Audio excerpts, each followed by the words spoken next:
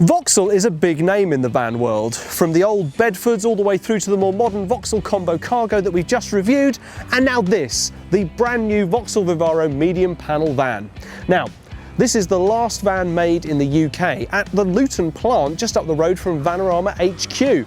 And Vauxhall are so pleased about that fact that they've created a new country, BritVan, for their Made in BritVan marketing campaigns. So, let's see how this Made in Britain, Made in BritVan van deals with the Vanarama Road Test. Before we get started, I just wanted to say that I hope you enjoy this review, and if you do, make sure you subscribe to our channel and click the bell so you get notified whenever we post content just like this. And don't forget, if you are in the market for a brand new van or pickup truck, head to vanarama.com. Right, now that's all out the way, let's start at the front of the new Vauxhall Vivaro. Well, it looks very different from the old Vivaro, and you know what? That's not a bad thing. I know there are going to be some purists out there who prefer the front end of the old one, but I actually think this new front end looks really nice and modern. I especially like the fact it's got this big bit of black plastic down here for this front grille, and it kind of contrasts really nicely with the main body colour of the vehicle. And of course, it's recognisably Vauxhall. You've got the great big Griffin badge in the centre, and you've got those two flicks that come out, and that's very Vauxhall these days. They come into these very recognisable headlights, which I'm pretty sure you'll remember from our review of the Citroën Dispatch. It's basically the same headlight cluster right there, except with the Citroën, the two arches come from the centre and come out over here. This flick just comes into the bottom, but the headlights pull you round the vehicle. Don't forget to check out those big steel wheels. They are very tough, and they pull you round to these electric folding wing mirrors right here. Very nice. Now, while you're here at the side, you get a better appreciation of just how modern this vehicle looks. This is the L2, so that's the longest length of Vivaro, and the H1, which is the highest height. There are no height options in the new range of Vivaro vans. That's not actually a bad thing, because the length more than makes up for the lack of height, which means you will be able to get things like lengths of wood, piping into the back, absolutely no problem. One final thing before we hop in, just check out the bumpers down the side here. Those will protect the side of the vehicle from any bumps or scrapes you might pick up. Now, we've had a look on the outside. Let's crack this open and have a look on the inside. And here we are, inside the brand new Vauxhall Vivaro's interior. A quick look around shows that, well, this is quite a basic cabin. And to be fair, if you've looked at any of the other reviews we've shot with PSA Group vans, this is all going to be very familiar. So let's start with the seats, which look nice and comfortable. There's some hard-wearing fabrics where your bum goes, and there's some nice kind of pleather. It's a bit slippery and slidey, but I think it just adds a little bit of comfort. One thing I do have to point out is I actually quite like the contrast between the kind of darker plastics that you see up here and the lighter grey plastics that you see just below. They've also done that on the doors as well, and there's some very nice kind of wood effect plastic panelling here, because of course real wood would rot. So, steering wheel, hard durable black plastic with a flat bottom so it doesn't bump into your knees when it's going round. There's no controls on it though, which is a bit strange. The other PSA Group vans we've had a look at have had nice bits of trim. In fact, the other Vauxhalls we looked at had some nice kind of metal, sort of brushed aluminium trim down here and around the controls that were usually mounted to the left and right on the steering wheel. But it's very no nonsense. All the controls are on the stalks around here. You've got your music controls down there, you've got your speed limiter and cruise control down there, you've got your stalks up here, and you've also got a voice control button right there. The dashboard, I have to say, is incredibly clear. I do like this. I've said this a fair few times about Vauxhalls. The new ones have very, very clear dashboards. You've got your speedometer on the left, you've got your rev counter on the right, fuel is just above that, the oil temperature is just above that as well, and you've also got a very nice digital driver information display, which is all the usual information, miles per gallon, your distance that you've driven, etc, etc. The dashboard is nice and tough, durable plastic. It's, yeah, very nice, very functional. It's quite sloping down to the front of the vehicle, and the visibility of the end of the vehicle is actually quite high, which is something I really like about the new Vivaros. Okay, onto the screen. Again, if you've seen any of the reviews we've done of the PSA Group vehicles, this screen is going to be very familiar. Now, the basic system is not brilliant, but it really comes alive if you plug your phone in and use Android Auto or Apple CarPlay. That's when it mirrors the screen of your phone and puts it right up here, meaning you've got access to your navigation through Google Maps. You can control your phone and your calls from right here. On Android Auto, I quite like the central button, which is a menu of all your sort of mini alerts and notifications. I've got Spotify, so I'm all set up to access all my music right here, and this button will take you back to the main Vauxhall system. Again, if you've seen any of the reviews of PSA Group vans that we've done recently, you know exactly what you're dealing with. Great thing though, it does have voice control. Press the button right here.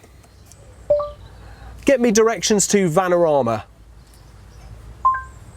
Vanarama is 3 minutes from your location by car in light traffic. Excellent, well that works all very nicely. It's brought up the map, it's shown me how close I am to Vanarama, and you guys will now know exactly where our HQ is if you can see the screen. Below the screen you've got your climate control settings. You do get aircon in here, which is absolutely superb. And below that you've got some additional buttons. You've got your hazard lights, you've got your main lock and your full central lock as well, and several blank buttons. I'm not sure what they're for. They must be for the higher trim levels. Below that, you've got a 12-volt socket, which is great to see. And right next to that, you've got a USB socket, which is where I've plugged my phone into. And there's a nice little tray next to that, which is where I have stashed the phone. Now, the gear stick. If you remember from our Vauxhall Combo Cargo review, that's the one that's just been posted, you'll remember that the gear stick was a little bit lackluster, that it was just a kind of rubber knob. That was all it was, tee-hee. Whereas this one has got some nice trim around the side and is actually a lot more like the PSA Group gear sticks that I've seen. It's very nice, it's got very short throw, front and back is very short, it's not very notchy either, so it's actually a very pleasant gear stick to use. In between these two seats right here is the handbrake. You're not going to be able to see it from there, but it's very good, it's in a good position, and it's right below the armrest that you get here. Now, it doesn't look like the best armrest in the world, but I can assure you it's actually quite comfortable. So let's have a look at the storage. So the doors, well, the door storage is actually quite generous. All the doors, both of the doors, have a nice deep pocket at the bottom. You can fit all sorts of stuff in there. They've also got this interesting little pocket right here, which it's not that deep, but it will keep things nice and secure because it inclines over the top and it's got a nice lip, stop things sliding out. And with all the PSA Group vans, they seem to have this little tiny pocket right in the back corner of the door. I mean, I put something in there, it fell out and I lost it. I'm just going to say and be honest, I don't know what it's for, could probably do without it. In here, you've got this nice big pocket in the centre of the dashboard, which actually goes back surprisingly far. That's actually quite nice. You'll be able to fit all sorts of stuff in there. Here's the glove box, nice little button, picks it up, and, well, it stays in place as you'd expect. There's your manual and, well, no locking nuts, but I'm sure they're in one of the door pockets over there. And just below that, you've got that strange PSA Group trademark, this sort of split little cubby hole with a little divider there. Very strange, I just think things would fall out of that. But below that, you've got a nice cubby hole, and that goes back quite a way. And you've also got your activation control for the passenger airbag, which is a great addition to this vehicle's interior. So, there you go. Very basic. There's not an awful lot to talk about, except for some hidden storage under the seats right here, which is pretty good. I kind of expected it to be a bit bigger considering how big these seats are, but yeah, there's ample room in there. This one will definitely fit a couple of sandwiches, and this one will definitely fit some digital devices like a laptop or an iPad. And there we go. Well, let's get into the back and see what the storage is like in the business end. So here we are. So here we are at the back, and as you can see, the double side sliding doors are a major selling point. In fact, the loading bay is pretty great all round. Now, these side sliding doors are 0.9 meters wide and 1.2 meters high, and as you can see at the bottom, there's a nice lined step that will just make getting in and out a little bit easier. Now, you can fit 2 pallets into this loading bay, but you won't be able to get them through the side. To do that, you're going to have to go round the back, so follow me. Now, the back doors of the Vivaro work in, well, exactly the same way that you'd expect any van doors to open. They open at 90 degrees, and then if you flick the catch just inside the hinge, they open up to a full 180 degrees. Now, this aperture is 1.3 meters wide, which is perfect for sliding a pallet out and in, absolutely no problem, especially because the width between the arches is 1.2 meters. That widens to 1.6 above the arches, and the 2.8 meter length means you can get 2 pallets in end to end. Now, That is absolutely superb, and that coupled with the lashing points down the side, there's 8 of them, and the dual side sliding doors and its 1400 kilogram payload really sets this vehicle apart from the competition. And speaking of the competition, let's take a look at some of the other medium vans in the market sector right now. First up, it's the Citroën Dispatch, Peugeot Expert and Toyota ProAce. This group are close relatives of the new Vauxhall Vivaro and a bit of a mixed bag with plenty of choice of tech and looks, even without the option of different heights. However, the PSA Group and Toyota have done a good job giving each one a different vibe despite sharing the same platform. Next, the Renault Trafic, Nissan NV300 and Fiat Talento. Now this bunch of relatives have an edge with different heights available, but their payloads need a bit of work in my opinion. Overall, there's a lot to be said about this bunch of hard-working vehicles, but the one you pick will depend on the features you prefer. The Mercedes-Benz Vito. Now this is the luxury option with tons of options and variants to choose from. You do pay for the 3 spokes, but then don't you always? The VW Transporter. I mean, anyone who knows me knows I love this van. It's great looking and very user friendly. Payload is, in my opinion, the only place it very slightly underperforms. And finally, the Ford Transit Custom. You cannot talk about medium vans without mentioning the UK's bestseller. It's the top performer because of price, function and running costs, and it looks great too. The King has a lot of life left in it, with hybrid and all-electric versions on the way. So there you go, the competition. But as you can see, the Vauxhall Vivaro has plenty going for it in terms of seeing off that competition. But then who cares about them when we need to get in here and give it a good old drive?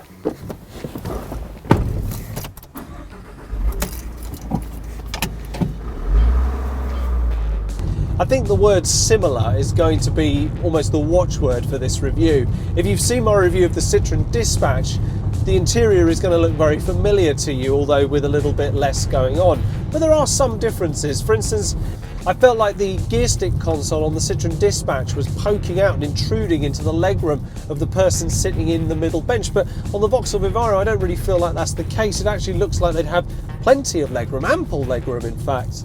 And funnily enough, while they may not actually look that different, the medium vans from the PSA Group do drive differently. The Citroën Dispatch had a nice but notchy gearbox with quite a lot of power available at your fingertips, or foot tips, that seems to be the phrase that I've coined. Whereas the Vauxhall Vivaro just feels like it has a ton of power. It's got a 2-litre diesel engine under the hood, Euro 6 compliant obviously, and there just feels like bags of power.